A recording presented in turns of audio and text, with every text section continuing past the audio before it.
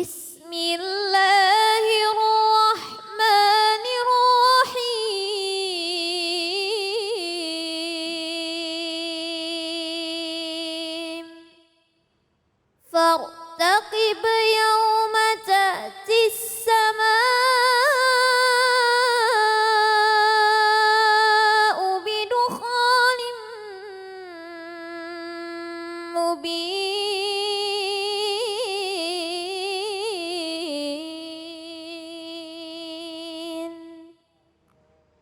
Sadaqallahul azim.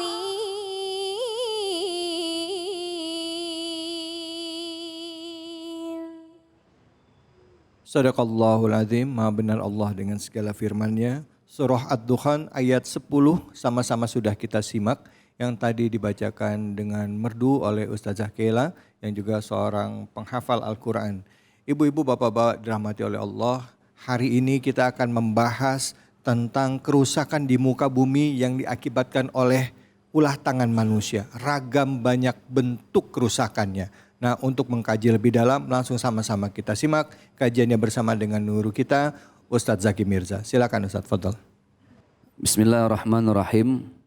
Ayat ini Allah memberikan informasi satu di antara sekian banyak kalau dunia ini udah semakin tua. Betul Bu ya? Jadi Allah menyampaikan, Masya Allah, fartaqib yawma ta'tis sama bidukhanim mubin.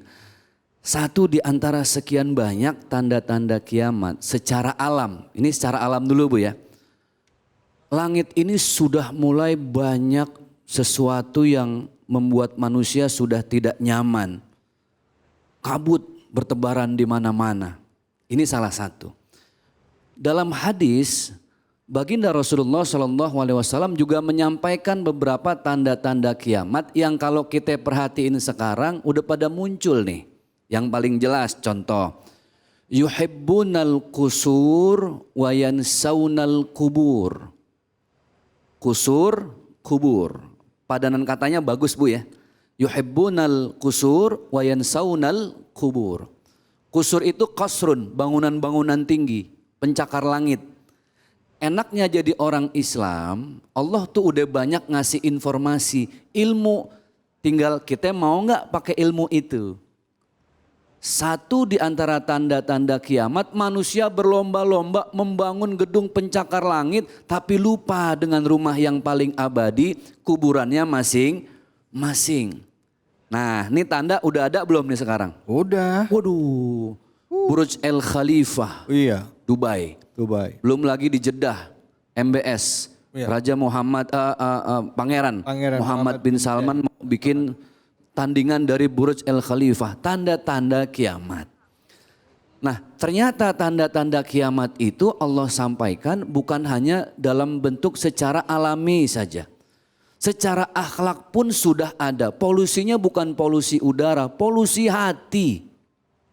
Itu yang harus diperhatikan.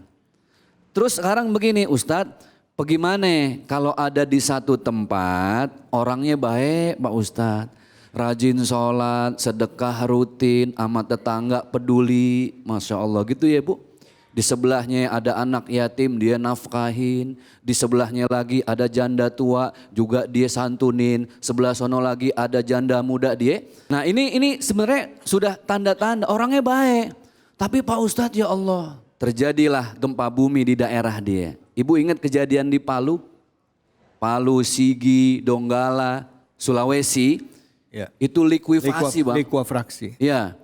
Kemudian tsunami, tanah longsor ya Allah. Kita lihat. Yang jadi korban ada orang baik.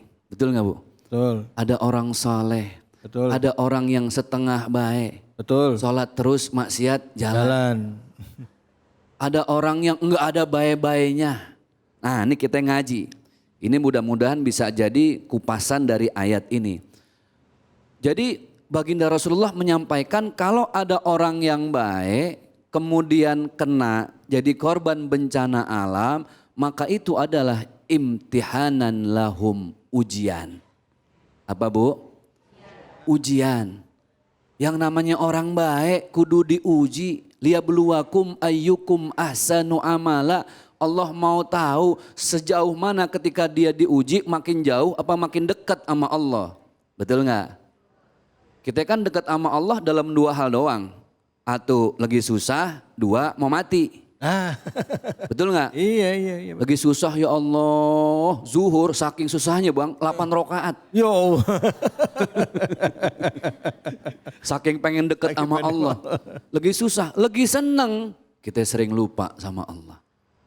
Ini orang baik banget ya Allah, dia gak pernah nyakitin perasaan orang. Kena juga, rumahnya habis sama tanah longsor. Allah lagi uji ini orang. Dia bergeser dari imannya menjauh atau jangan-jangan itu sebuah hikmah sehingga musibah jadi undangan untuk dia lebih dekat dengan Allah. Orang yang soleh, orang yang baik. Orang yang setengah baik sama saat itu rumahnya habis juga bu. Istrinya meninggal, anak-anaknya ditelan bumi. Ini orang setengah baik. Maka tragedi buat orang ini adalah nasihatan. Teguran buat orang itu. Yang namanya orang kalau lagi lupa kudu ditegor apa kagak? Ditegor, kudu diingetin. Jangan lupa ingat Allah, zakat. Jangan lupa infak, jangan lupa sedekah. Mungkin ada hal yang dia lupa sehingga rumahnya habis. Orang yang setengah baik begini maka itu jadi nasihat. Nasihatan lahum. Jadi nasihat buat orang yang setengah baik. Ada bu, orang yang kagak ada baiknya. Minal nyinyirin, wal julitin, wal kepoin. PHP-in orang terus. Bilang sama tetangga, jangan lupa ya besok saya mau ngasih sedekah. Nggak lama, bercanda.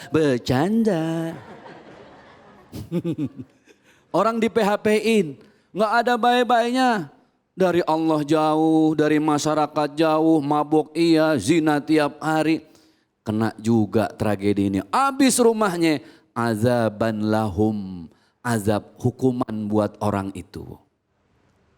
Pertanyaannya, sekarang yang lagi kena tragedi kita nih. Ini Ustadz, kalau buat saya ujian, teguran, apa hukuman? Ingat tuh bu, ujian, teguran, hukuman. Ujian buat orang yang baik, teguran buat orang yang setengah baik, hukuman buat orang yang kagak ada baiknya. Ibu kena tragedi, ya Allah, rumah hilang, suami udah digadein. Ini udah benar-benar amsyong dah urusan.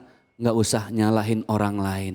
Jangan-jangan di sono kampungnya banyak maksiat, cara berpikirnya salah. Paling enak hasibu anfusakum qabla an tuhasabu. Tanya, apakah ini ujian? Apakah ini teguran? Jangan-jangan ini adalah hukuman buat saya. Wallahu alam bisawab. Mudah-mudahan bisa bermanfaat. Baik, alhamdulillah terima kasih banyak Ustadz. Bu. Gimana ya? Ini paham kagak nih ya? Paham kagak, iya makanya. Saya tadi pas Ustadz ngomong. Manggut-manggut. Ini gak ngerti itu. Ada yang mau nanya? Siapa? Silakan. Oh Bapak silakan Pak, fadhol. Ya. Assalamualaikum warahmatullahi wabarakatuh. Waalaikumsalam. Assalamualaikum warahmatullahi wabarakatuh. Mau nanya nih Pak Ustadz. Iya siap Pak. Nama saya Pak Kuntadi dari Majelis Taklim Masjid Al-Hikmah Pondok Labu. Yeah. Ingin menanyakan ini Tad, bagaimana tanggapan Pak Ustadz tentang tetangga kita yang suka bakar-bakar sampah dan mengganggu lingkungan sekitarnya. Wah. Pak, tetangga kita apa tetangga Bapak? Tetangga kita berarti. Masa ini bahasa dia tetangga kita. Iya, tetangga kita. Bukan berdua Tetangga kan. kita itu. Iya. Iya. Ya. Ya. Tentang bakar sampah. Yang Sampah dan mengganggu lingkungan Iya. sekitarnya. sekitar, ya. Baik, makasih banyak Pak Kun Siap. tadi. Ini saya juga ngalamin Ustadz. Oh, Di tempat saya. ngalamin dibakar? Wah. Jadi tempat saya usaha nih di belakang ini suka bakar sampah juga. Kalau diingetin malah galakan dia dari kita. Ih. Nah itu gimana itu ya Bu ya? Nah gimana? Siap. Ini kalau bahasa orang Betawi nabun. Betul ya? Ya itu udah kebiasaan Nabun. juga ya, nggak bisa disalahin juga. Nggak Gimana? bisa. Ini kalau kita lihat dah orang yang pada nabun biasanya orang-orang dulu. Betul nggak? Betul. Saya jarang lihat anak-anak muda nabun. Kita lihat ya aki-aki kan gitu. Aki-aki tahu sendiri kayak. Dibilangin galakan dia. Iya kan?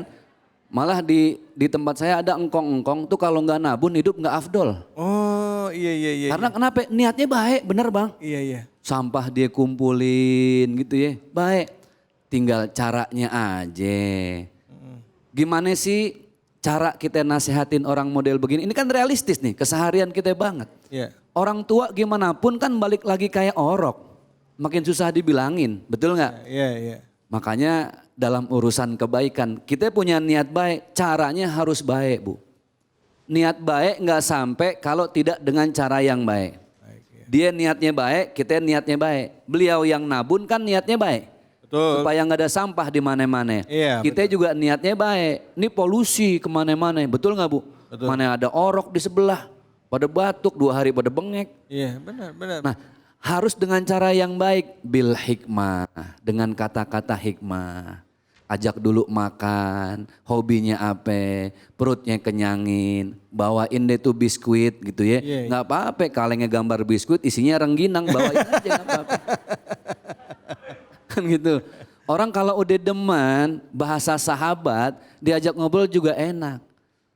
Perlu waktu emang Bu, namanya juga orang tua. Nah sebenarnya ini pilihan. Manusia itu kan Allah memberikan 2 kecenderungan. Ibu hafal nih ayatnya. Falhamaha fujuraha wa taqwaha. Allah tuh nitipin 2 kecenderungan dalam hati kita. Cenderung berbuat jahat, cenderung berbuat baik. Qad aflaha man zakkaha wa qad khaba man dasaha.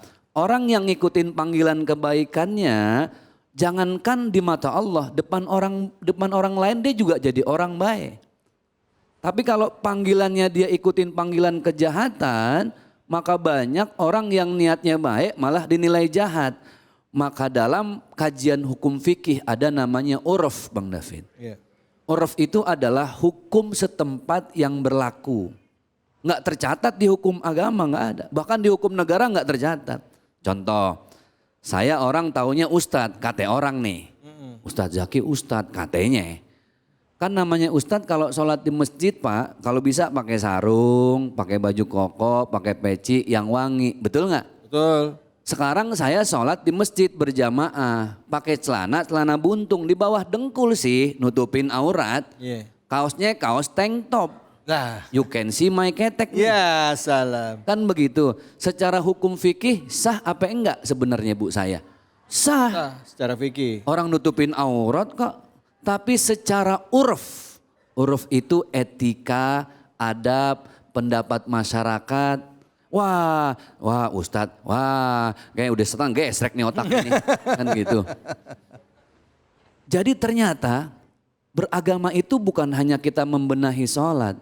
Tapi bagaimana kita menghargai uruf, hukum, adat, istiadat yang ada. Contoh, Ibu masih ingat yang viral jamaah dari Makassar pulang haji pakai emas. Waduh itu kalung 3 kilo. Yang kanan, yang kiri masing-masing 2 kilo. Di rumah gak kemana-mana, keberatan. Ketika saya tanya ternyata, saya ditanya sama wartawan nih Bang David, itu sombong gak Ustadz? Ntar saya tanya dulu yang orang Makassar. Ternyata ya Allah itu adalah bagian dari kebanggaan mereka ketika bisa berangkat haji. Ketika saya tanya kenapa kok bangga dengan harta yang dibawa dari Saudi. Ya Allah Pak Ustadz sekarang aja orang pamer-pamer bangga, masa kita ibadah bahagia gak boleh pamer. Artinya ada hukum yang harus kita hargai Pak. Nah inilah yang mesti diberi pemahaman ke orang-orang tua kita yang masih hobinya nabun. Tapi ingat ada caranya, bil hikmah dengan kalimat hikmah. Yang kedua, bil mau'izotil hasanah. Dengan kata-kata yang baik, kalau bisa ajak Pak RT, dikasih arahan. Kan banyak sekarang solusi selain nabun Bu ya. Apa bisa dikumpulin, kerjasama dengan pasukan warna apa itu namanya? Orange. Dikasih uang tips lebih, solusi banyak. Iya. Cuman karena ini sudah bagian dari tradisi yang kalau nggak dilakukan nggak afdol. Kebiasaan. Nah itu kebiasaan. Kebiasaan. Yang harus dirubah sedikit demi sedikit. Iya, Gitu. iya, oke baik. Allahu makasih. a'lam bishawab. Terima kasih banyak Ustaz Zaki ya Ibu. Jadi kalau misalnya masih ada yang kebiasaan nabun ya, kita ngerasa keganggu sama kebiasaannya ngomongnya baik-baik. Jangan di depan orang, kalau bisa berdua tadi kata Ustaz, ajak makan. Ajak makan. Isi rengginang, isi biskuit, isi rengginang. Gitu. Say, Ustaz. Ya. Ini koreksi buat kita semua, termasuk saya juga ngalamin susah ngomongin sama orang yang punya kebiasaan kayak gitu. Ya mudah-mudahan jadi pelajaran buat kita. Ya penting menjaga lingkungan, pasti ada solusinya. Baik, jangan kemana-mana, kami akan lanjutkan lagi buat Anda pemirsa, saudaraku dimanapun saja Anda berada, tetaplah di sini, di Cahaya Hati Indonesia.